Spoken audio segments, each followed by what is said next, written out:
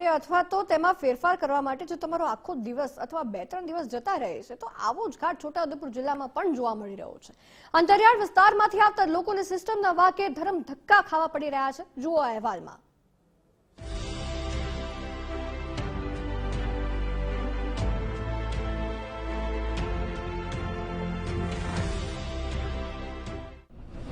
ICDS केंद्र पर लांबी कतार, 10 ब्लॉक मांथी 2 ब्लॉक में कामगीरी ठप, आधार कार्ड माटे खावा पड़े छे धरम धक्का।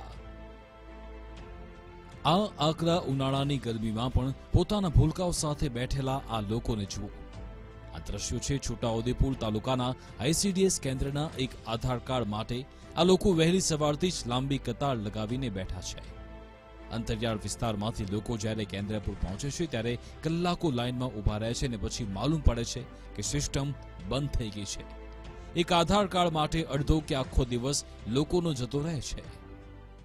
तो हूँ गुरुवारथी आવું છું 17 તારીખથી। તો આજે કામગીરી આધાર કાર્ડ બનાવવા માટે તો આધાર કાર્ડ માટે અમે રોજ ધક્કા ખાવા પડે છે કે કોમ્પ્યુટર બંધ થઈ જાય છે અને ગરમ થઈ જાય છે અને નેટવર્કમાં પ્રોબ્લેમ આવે છે। तो हमारे रोज रोज एना माटे धक्का खावा पड़े। लोकोनी आ हालाकी जाने के तंत्रने देखाती नथी। छेल्ला घणा दिवसोथी लोको आधार कार्ड माटे धरम धक्का खाई रह्या छे। ज्यारे आ अंगे आधार कार्ड कन्सल्टंटने पूछवामां आव्युं तो कहे छे के थोड़ी वारमां ज तमाम मुश्केली दूर करी दईशुं। 2 દિવસથી આધાર કીટ બંધ થઈ ગઈ છે, બગડી ગયેલી છે। તો જે આ પબ્લિક બેઠી છે એ આજ સાંજ સુધીમાં હું કંઈક એનું નિવારણ કરાય પછી સમય જઈને બધું કામગીરી ચાલુ કરાવી દઈશ અને આ જે બધાને તકલીફ પડે છે એ તકલીફ બી નહીં પડે। આ પ્રકારના વાયદા તંત્ર છેલ્લા ઘણા દિવસોથી આપે છે। ગુજરાત ફર્સ્ટની ટીમે લોકોની મુશ્કેલીનો અવાજ બની જિલ્લા પ્રોગ્રામ અધિકારી સાથે વાત કરી તો તેમણે શું કહ્યું આવો સાંભળીએ। જે પણ ધાત્રી સગર્ભા માતાઓ અને અમારા બાળકો છે તેમના સુધી સંદેશો આપી દેવામાં આવશે કે જેથી જ્યારે કીટ ચાલુ થાય ત્યારે જ એ લોકો આવે એ રીતનો આશા વર્કર દ્વારા અને અમારા આંગણવાડી કાર્યકર દ્વારા સંદેશો તેઓને પહોંચતો કરી દેવામાં આવશે। છોટાઉદેપુરમાં આઈસીડીએસ શાખામાં ટોટલ અમારા 10 બ્લોક છે, એમાંથી 2 બ્લોકમાં અત્યારે આ કીટનો ઇસ્યુ આવ્યો છે।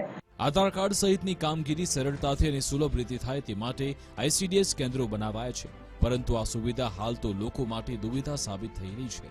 ત્યારે તંત્ર કોઈ ચોક્કસ સિસ્ટમ બનાવશે તો જ લોકો રાહતનો શ્વાસ લઈ શકશે। હાલ તો તંત્રએ હૈયાધારણા આપી છે, પરંતુ લોકોની મુશ્કેલીનું નિરાકરણ આવી શકે કેમ તે જોવું રહ્યું। તૌફિક શેખ, ગુજરાત ફર્સ્ટ, છોટાઉદેપુર। બુલેટિનમાં બસ આટલું જ। તમામ સમાચાર માટે જોતા રહો ગુજરાત ફર્સ્ટ, તમારી સાથે તમારી માટે। નમસ્કાર।